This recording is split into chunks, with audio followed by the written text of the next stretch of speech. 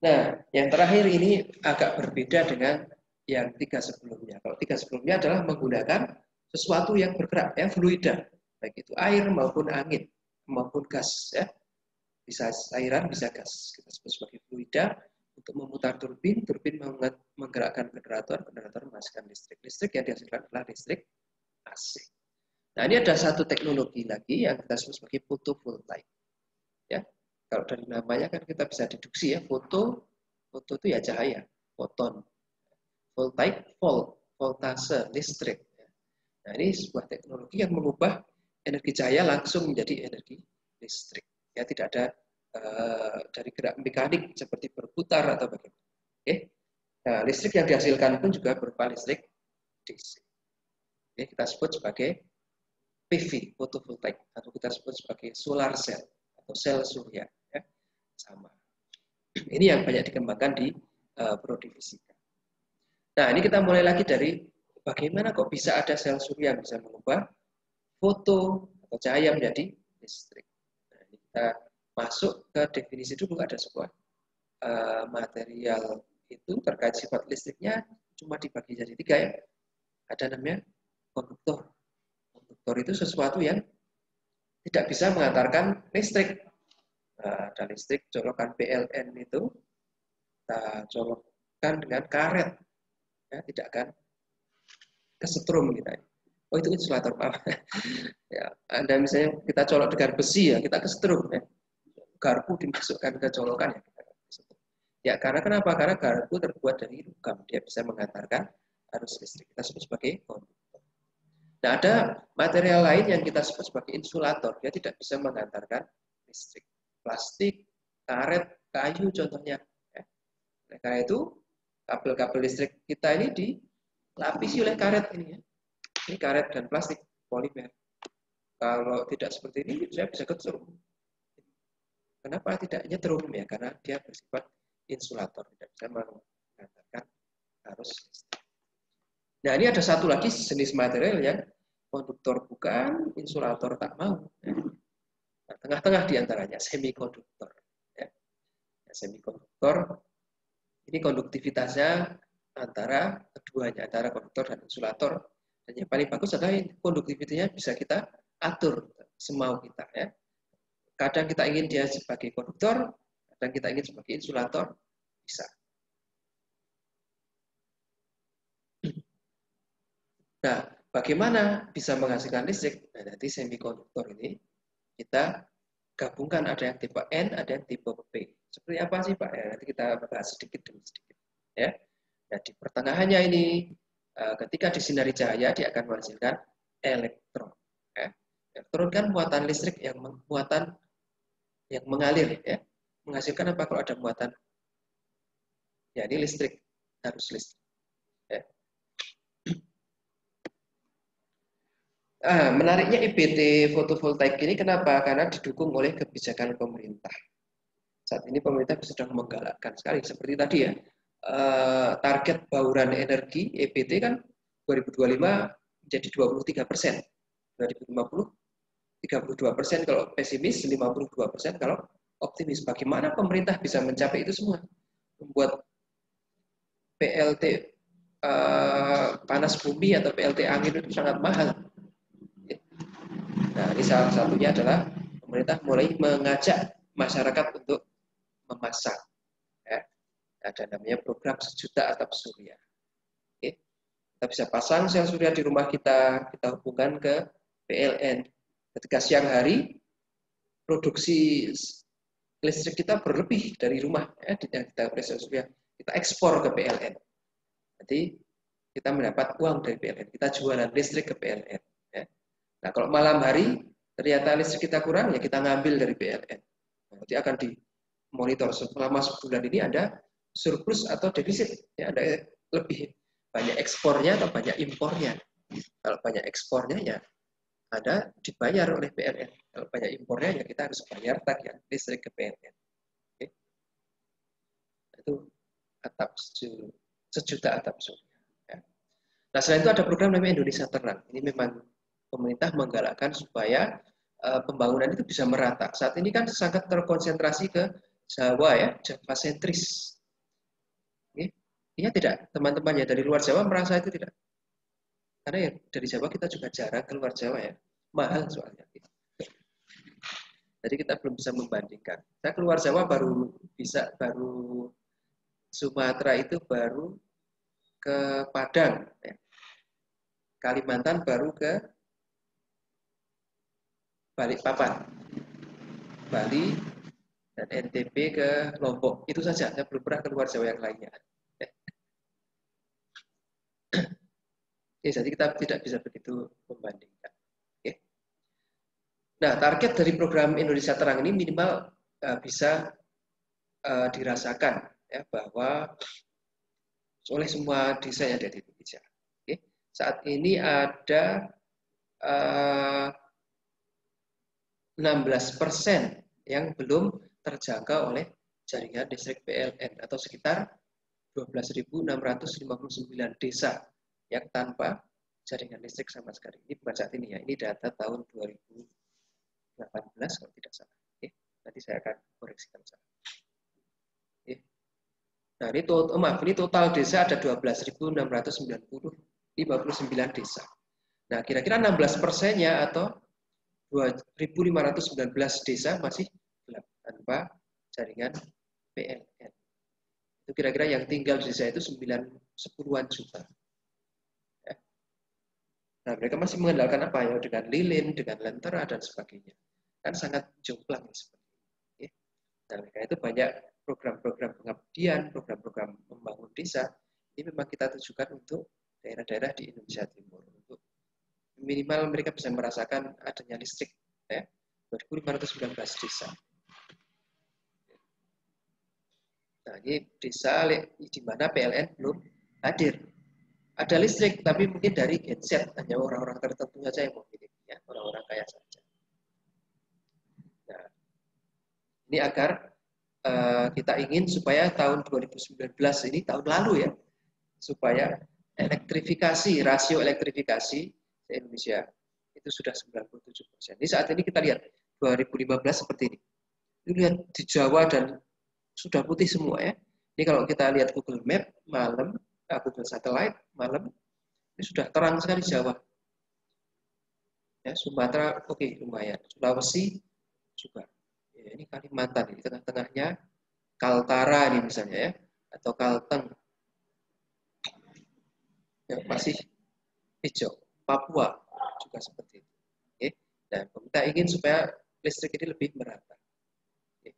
2019, tapi juga ternyata belum tercapai 97%. Oke. Nah, tugas Anda semua di generasi muda Indonesia untuk ikut berpartisipasi membangun desa masing-masing. Ya. Nah, ini menjadi prioritas di 6 provinsi di timur Indonesia. Papua, Papua Barat, Maluku, Maluku Utara, NTT, dan NTB. Oke. Kita perlu memasang kira-kira 180 megawatt.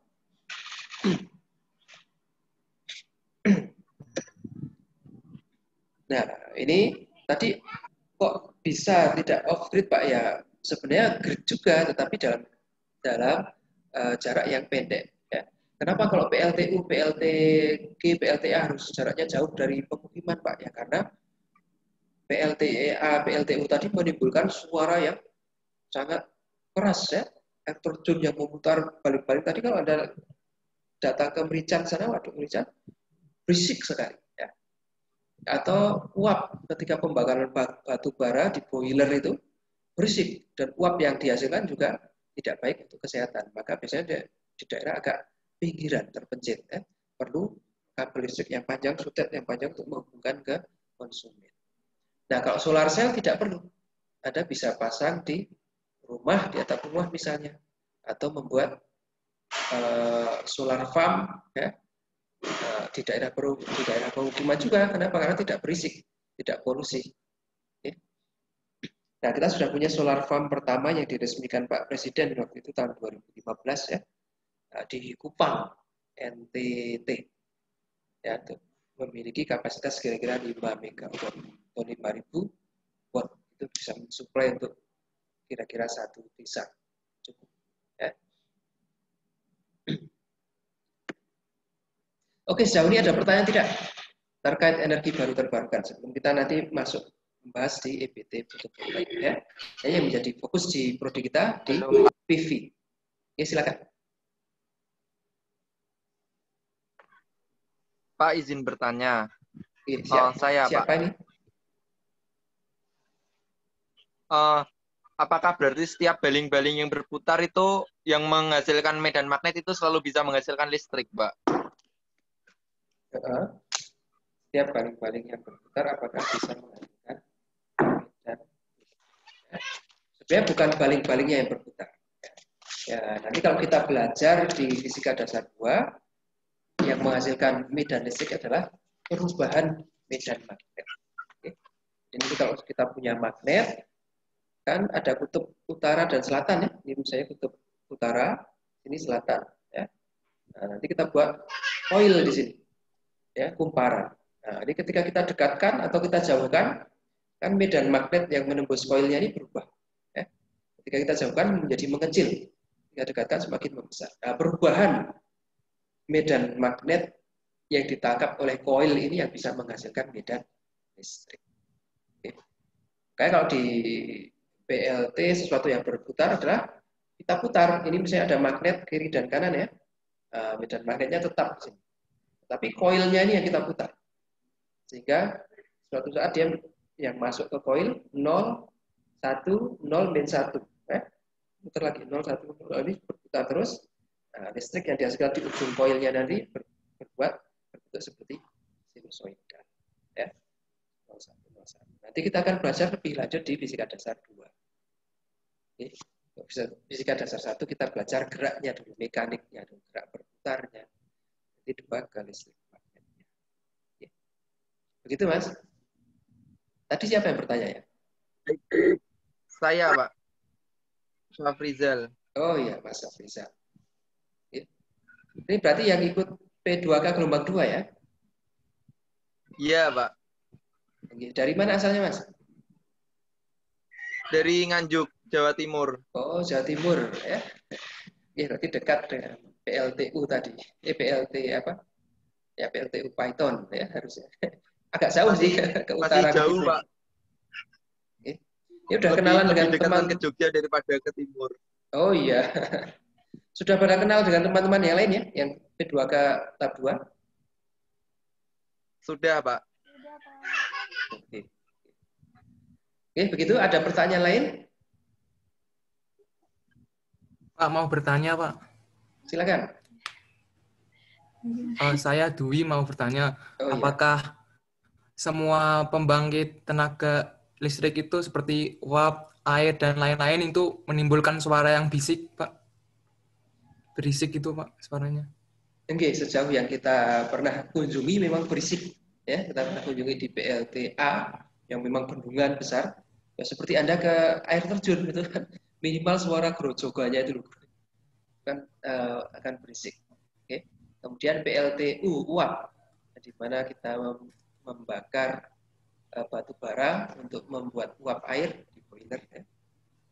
Atau Anda pernah rewang tidak ketika rewang bahasa Indonesia ya. Ketika bahasa Jawanya rewang itu ketika ada tempat saudara atau tetangga yang punya hajat ya. Habisnya kan menyewa genset ya. Nah, itu genset itu seperti dia membakar diesel itu, Pak. Diesel ya untuk memutar turbin. Nah, kira-kira seperti itu Mas bunyinya ya. Bayangkan itu kalikan Oh iya, Pak. berapa kali? 100 kali misalnya ya. Karena memang besar turbinnya. Nah, di antara yang berputar tadi yang paling tidak bising mungkin angin. Ya. Tapi kita juga punya kipas angin di rumah itu. Ketika kita putar juga bersuara. Ya. Nah, ini kita bandingkan sebuah kipas yang tingginya kira-kira 50 meter. Terus sayap-sayap kipasnya itu kira-kira 20-25 meter ya berputar. Itu juga pasti agak ada suaranya ya, meskipun tidak seberisik air terjun atau batu bara atau gas atau minyak bumi yang dibakar. Nah, ini kita perlu piknik ini nanti suatu saat kalau sudah pandemi mereda ya, namanya kunjungan industri nanti ke pembangkit listrik yang dekat-dekat dengan itu ya. Kalau sel surya Baik, Pak. tidak ada Terima suara. kasih. Sel surya tidak ada suaranya. Kita sudah coba kalau sel surya. Ada lagi? Saya, Pak. Oke, silakan Mbak Asna. Iya. Mohon penjelasannya kembali, Pak, yang AC sama DC tadi perbedaannya apa, terus contohnya bagaimana, Pak? Listrik AC dan DC ya. AC itu kalau kita sebut sebagai alternating current ya, arus yang besarnya bolak-balik. Oke. Jadi bentuknya seperti apa Pak? Yang paling gampang bentuknya seperti gelombang itu, naik turun ya. Gelombang kan di ini ada titik nolnya ya. Kemudian dia simpangan atas, kemudian simpangan bawah. Nah seperti itu bentuknya. Yang naik turun apanya Pak? Ya arus maupun tegangan. Jadi kalau listrik AC ya termasuk listrik yang paling dekat dengan kita, listrik yang dari PLN. Colokan rumah itu AC. Kalau kita colok, kemudian kita lihat profilnya di osiloskop, nanti akan berbentuk seperti itu. Ya. Naik turun, frekuensinya kira-kira 50 Hz. Ya. Nah, kemudian puncak tertingginya kira-kira berapa? Berapa voltase listrik rumah kita? 220 ya. Kira-kira rata-ratanya root mean square-nya. Kalau puncaknya nanti dilihat 307 300. Oke. 307 0 minus 307 0 307 0 ya. Jadi listriknya selalu berubah. Oke. Nah, kalau DC tetap ini contohnya adalah listrik yang disuplai oleh baterai. Saya memiliki baterai kotak misalnya ya.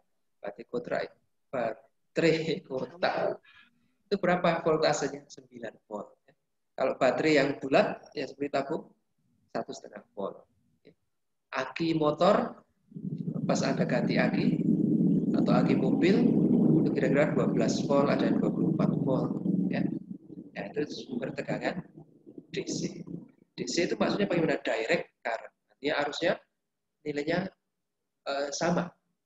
Misalnya 9 volt, itu voltasenya 9 volt, terus baterai kalau dipakai 9 volt, nanti lama-lama menjadi turun lagi ya. 8, 7, 6, hingga sampai 0, nah itu artinya baterainya habis. Oke. Seperti itu. Jadi polaritasnya selalu, kalau dia positif ya positif terus. Kalau AC tadi kan positif 0, negatif 0, positif 0, negatif 0. Nah, berbeda. Nah, nanti kita, tenang saja, kita nanti bertemu di fisika dasar 2 terkait kelistrikan. Oke. Gitu ya. Ada lagi yang mau ditanyakan?